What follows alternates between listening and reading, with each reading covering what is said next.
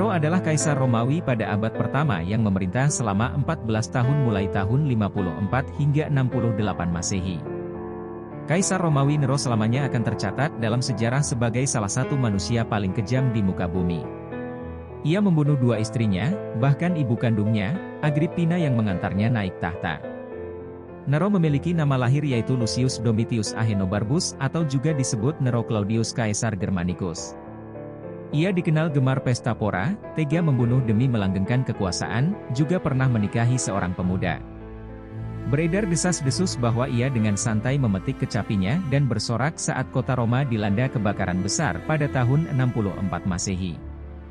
Menurut catatan sejarawan Roma yaitu Tacitus, agar dapat mendirikan sebuah kota Roma yang baru, maka Nero dengan sengaja membakar kota Roma.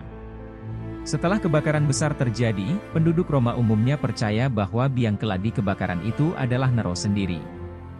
Namun Nero mengkambing hitamkan umat Kristen sebagai penyebab kebakaran, dan menggunakan cara yang sangat jahat untuk menghukum mereka.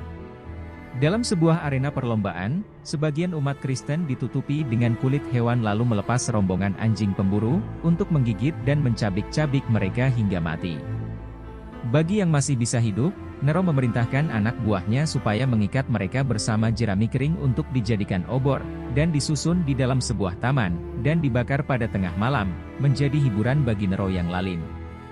Pengikut Yesus yang bernama Petrus dan Paulus meninggal dalam penindasan itu. Namun, sekuat apapun kekuasaan manusia ada batasnya. Pada tahun 68 Masehi, kekuatannya redup. Ia menghadapi masalah keuangan.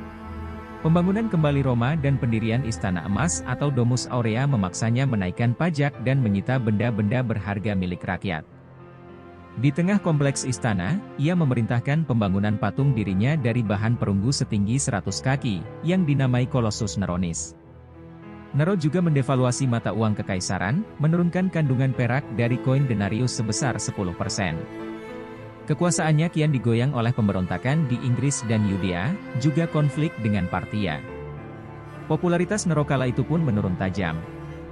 Pada tahun 65 konspirasi tingkat tinggi untuk membunuh sang kaisar muncul. Penasihatnya, Seneca yang terjebak dalam kasus perselingkuhan dipaksa melakukan bunuh diri. Saat Romawi dalam kondisi carut-marut, Nero justru menjalankan tur panjang ke Yunani. Sekembalinya ke Roma pada tahun 68, Nero gagal merespons pemberontakan di Gaul yang mendorong kerusuhan lebih lanjut di Afrika dan di Spanyol. Terlebih lagi, Gubernur Galba menyatakan dirinya sebagai utusan senat dan orang-orang Romawi sudah menandai Nero sebagai musuh rakyat. Nero tahu benar, rakyatnya ingin dia mati. Dan, ketika para politikus menginginkan hal yang sama, ia merasa kematiannya hanya soal waktu. Nero sudah berencana melarikan diri dari Roma. Namun, orang-orang Pretorian menolak membantunya dan para pelayannya memilih hengkang. Saat menerima laporan bahwa tentara Romawi kian mendekat untuk menangkapnya, Nero putus asa. Ia memerintahkan salah satu abdinya untuk menusukkan belati ke lehernya. Sang kaisar kejam itu tak sudi dihukum cambuk hingga mati di depan ribuan orang yang bersorak-sorai menontonnya.